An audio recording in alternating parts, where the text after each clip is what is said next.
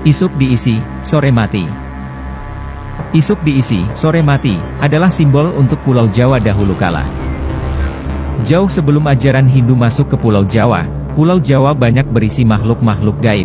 Dan yang paling berkuasa, adalah makhluk gaib yang mungkin Anda sudah tahu, yaitu Semar, Togog, Bagong, Petruk, dan Gareng.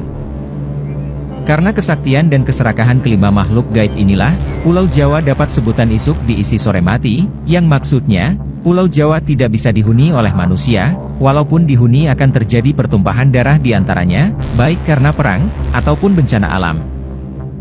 Kelima makhluk ini, menghuni mulai dari ujung barat sampai ujung timur Pulau Jawa, seperti contoh satu tempatnya Semar, yaitu di Pulau Ismoyo Pantai Balekambang Malang. Aji Saka. Aji Saka adalah penemu huruf Jawa, Hono Coroko, yaitu ketika Aji Saka menumbali tanah Jawa agar bisa dihuni manusia.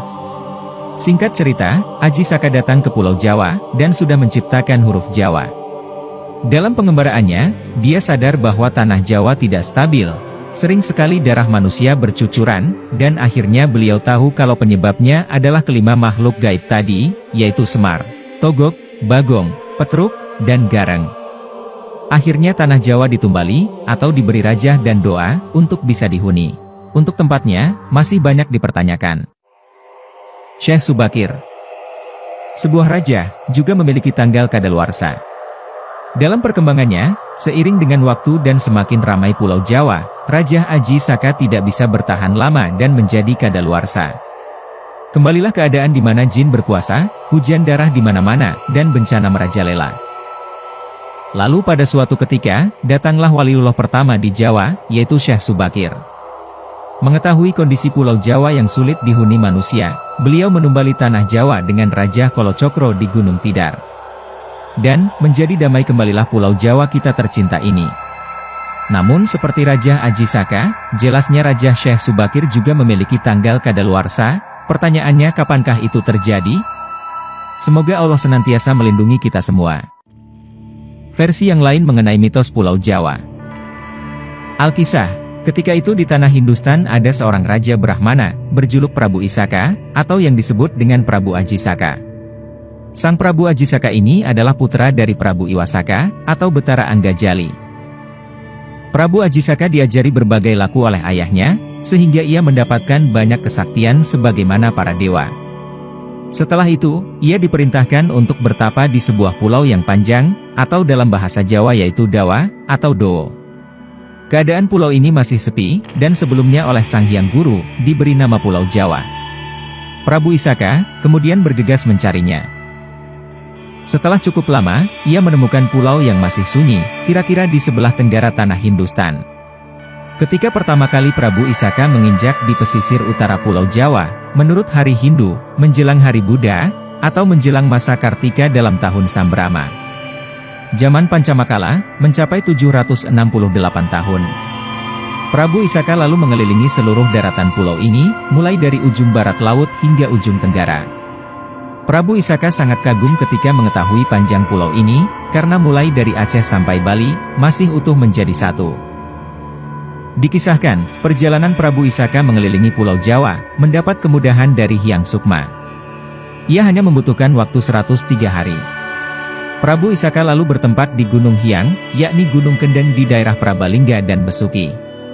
Permulaan pembabatan, ketika hari Soma, tanggal 14, pada masa Sitra, masih dalam tahun Sambrama. Pada waktu itu, Prabu Isaka bersama Empu Sangkala, ingin menghitung angka tahun lamanya bertapa.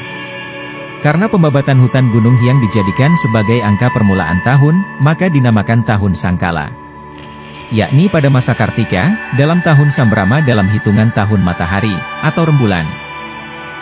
Adapun bunyi sengkalanya, sama dengan tahun kepala 1 Jebuk Sawok, menandai tahun 1, yakni permulaan adanya tahun Jawa, selanjutnya dipakai sebagai pedoman di kemudian hari, serta awal mula Pulau Jawa ditempati manusia. Begitulah, serpihan kisah asal Pulau Jawa. Teori geologi kuno. Sebuah teori geologi kuno versi lain lagi menyebutkan, proses terbentuknya daratan yang terjadi di Asia belahan selatan adalah akibat proses pergerakan anak benua India ke utara, yang bertabrakan dengan lempengan sebelah utara.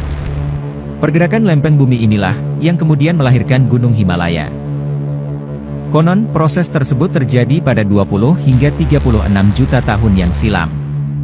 Anak benua yang di selatan, sebagian terendam air laut. Sehingga yang muncul di permukaan, adalah gugusan-gugusan pulau yang merupakan mata rantai gunung berapi.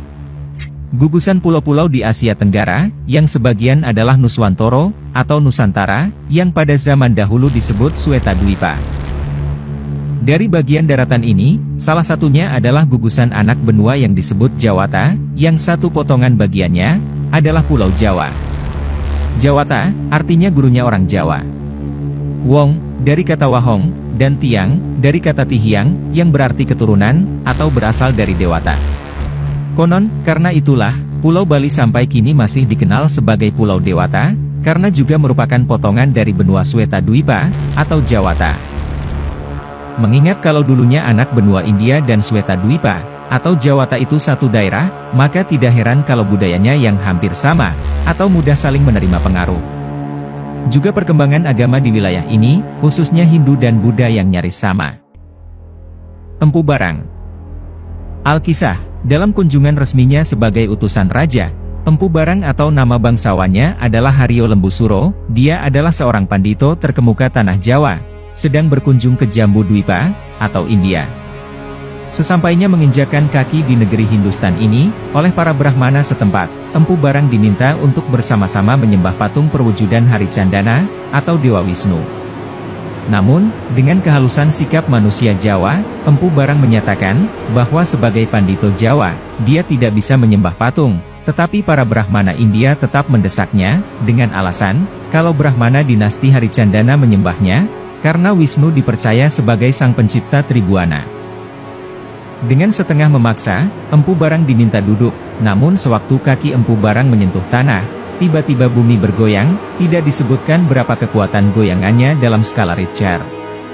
Yang jelas, saking hebatnya goyangan tersebut, patung tersebut hingga retak-retak. Memang, menurut tata cara Jawa, penyembahan kepada sang penguasa hidup itu bukan patung, tetapi lewat rasa sejati, sehingga hubungan kawula dengan Gusti menjadi serasi. Itulah jumbuhing kawula dumateng Gusti. Orang Jawa, melakukan puja-puji penyembahan kepada Gustinya langsung dari batinnya, maka itu dalam perkembangannya disebut aliran kebatinan, atau perkembangan selanjutnya dikenal dengan istilah kejawen, karena bersumber dari Jawa.